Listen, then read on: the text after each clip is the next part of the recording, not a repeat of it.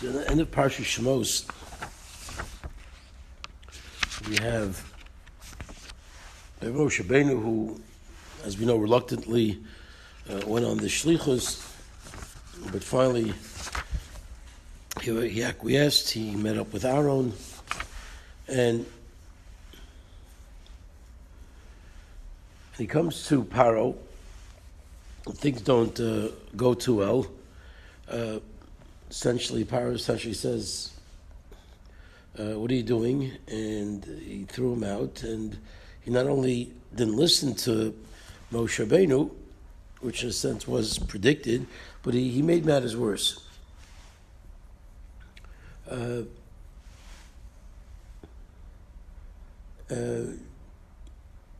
Right, so with the Teven,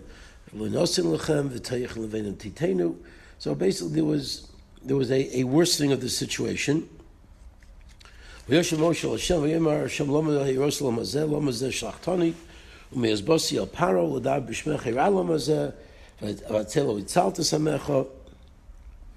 and the last words of Shmos were, you're going to see that I'm going to have Pharaoh send them out with Yod Chazaka. And the era continues with, really, according to Rashi, the same message. And the message was really essentially a Musar Shmuz. As the Gemara tells us, I believe it's the Gemara Sanhedrin tells us that HaKadosh Baruch Hu responds to Moshe Rabbeinu with really sort of a disappointing comparison between him and the earlier generations. HaKadosh Baruch Hu tells Moshe that there were great people before you. There's Avrohom, there was Yitzchak, there was Yaakov, and I tested them. They had difficult situations, and yet they never complained. And HaKadosh Baruch Hu uses a phrase that we use a lot. It's a common expression of Chaval al di avdin v'lo mishtachin. Woe to me on what I've lost and I cannot find anymore. And the Gemara goes on, and again Rashi brings it different girsas, but the way the Gemara has it is that the three nisyonos that HaKadosh Baruch Hu alluded to with Avrohom, Yitzchak, and Yaakov, which basically the message was, woe to me what I've lost that I can't find anymore. These were great people who, when they were put into tough situations, didn't question, and you do question, right? You're Maharach HaMidaisai. They were not Maharach HaMidaisai. They didn't question my ways and question my attributes, and you do. So this was really a message that Moshe, I'm disappointed. And the interesting part about this Chazal is, it's fascinating on many levels, but the interesting part that jumps out at you is that the comparison between the situations that Moshe was in versus the Avos don't seem to be too parallel. They all seem to be very similar situations of promises that HaKadosh Baruch Hu made, where he promised Avram the land, and he had to bury his wife Sarah by buying the Maras HaMachpelah, where he promised Yitzchak the land, and Yitzchak too had to pay, Yaakov had to pay for parcels of land, a land that was given to them. So, and they didn't question that whatever happened to them in these situations. Let's just focus on Avram Avinu for a minute. So Avram Avinu had to bury his wife Sarah, and he had to pay 400 shkolim over l'seicher, and lo mahara achamidaisai. And he didn't question. You, Moshe Rabbeinu, question. So in analyzing this Gemara, there's a question that jumps out at you, and this is not a fair comparison. I mean, these are all financial issues, and yes, it's frustrating. Yes, it's difficult to have to go through something where you feel, this is coming to me, and you have to end up paying for it. Okay, I understand, but how in the world can HaKadosh Baruch Hu compare this to Moshe Rabbeinu, who is dealing with the most important mission of all time, who is dealing with issues of bloodshed and torture and slavery and servitude, and these are big time issues that don't just impact individually a person himself, but they impact all of Klal Yisrael and the future destiny of the Jewish people. This was a mission that was a mission of all missions. And it wasn't just a monetary issue. This was a life and death issue. These were people who were getting beaten and whipped on a daily basis. I'm sure people dying in the process as well. But what exactly is a comparison here? If I was Moshe Beinu, you'd have a good argument back. Chaval di Avdin, did you put them in the same situation as you put me? Did you give them the same test you gave me? So what exactly is HaKadosh Baruch Hu saying? If HaKadosh Baruch Hu is saying they were challenged and they didn't respond, you're challenged and you are responding, it's got to be the same challenge. It can't be a disparate situation. Otherwise, it's not a fair criticism. How do you look back to the good old days? The good old days is not the same. It's not the same situation. It's apples and oranges. So I think the answer is.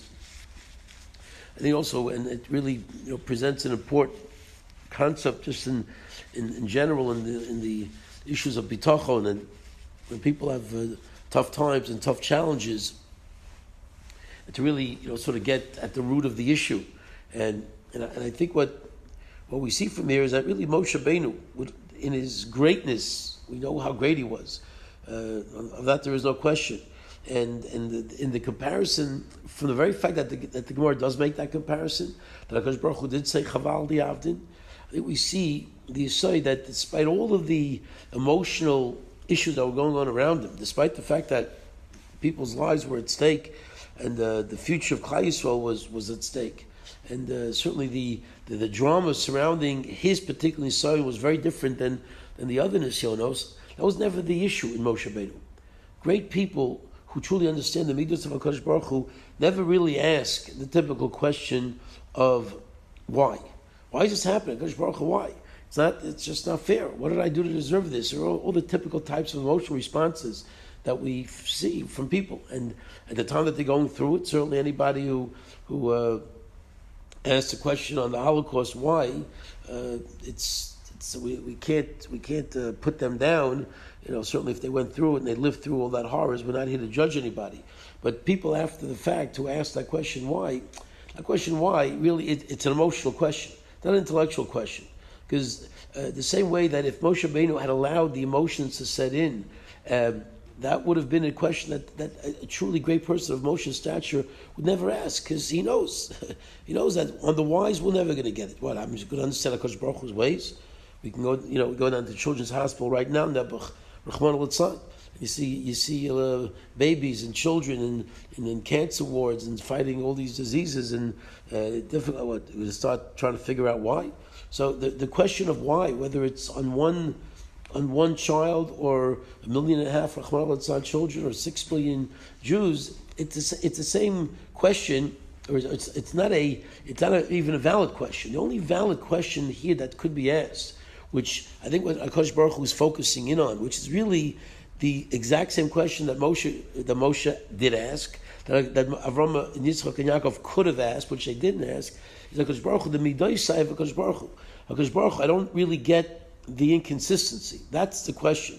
The question of the why, of what's happening, why is this happening, what did I do to deserve it, all those types of questions are never on the table. They can't be on the table. I'm not saying it's easy to put them off the table, but I think we see from that even when Moshe did ask the question, that was never the question.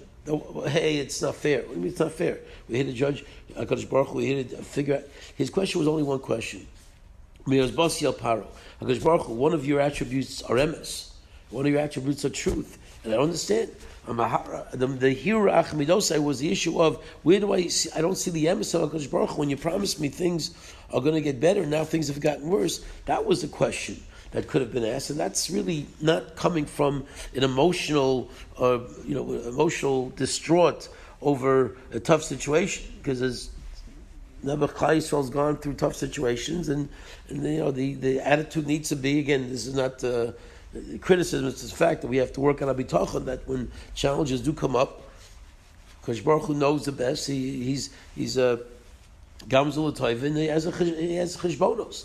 But if there's a promise made, if there's a specific directive that HaKadosh Baruch Hu gives, and he gave each one, I'm giving you the land of Eretz Yisrael.